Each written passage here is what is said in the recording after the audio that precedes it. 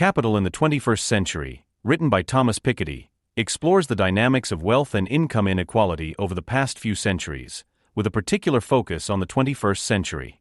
Piketty argues that the distribution of wealth is primarily driven by the relationship between economic growth and the rate of return on capital. When the return on capital outpaces the growth of the economy, wealth becomes increasingly concentrated in the hands of a few, exacerbating inequality. The book is a comprehensive historical analysis of economic systems, wealth accumulation, and inequality in modern capitalism. Piketty traces the history of wealth distribution, particularly in Western societies, from the 18th century to the present. He emphasizes the role of capital, assets such as land, stocks, and bonds, in shaping inequality. Throughout history, when economic growth was slow and the rate of return on capital was high, inherited wealth tended to dominate, leading to deep social and economic disparities. Conversely, during periods of strong economic growth, such as the mid-20th century, wealth became more evenly distributed due to the rise of the middle class and the expansion of public education and social safety nets.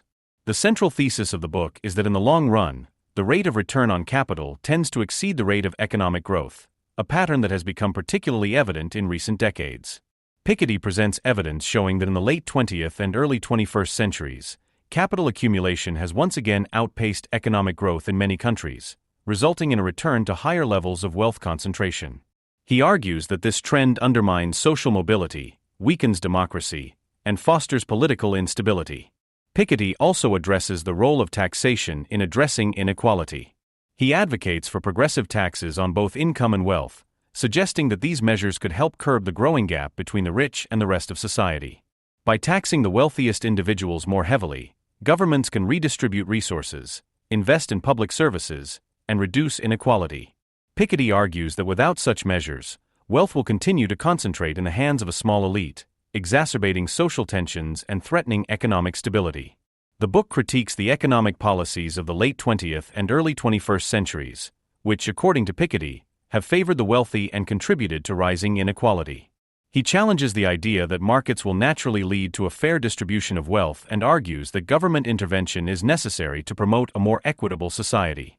Piketty suggests that international cooperation is also essential in addressing global inequality, particularly in the face of globalization and tax havens that allow the wealthy to shield their assets from taxation.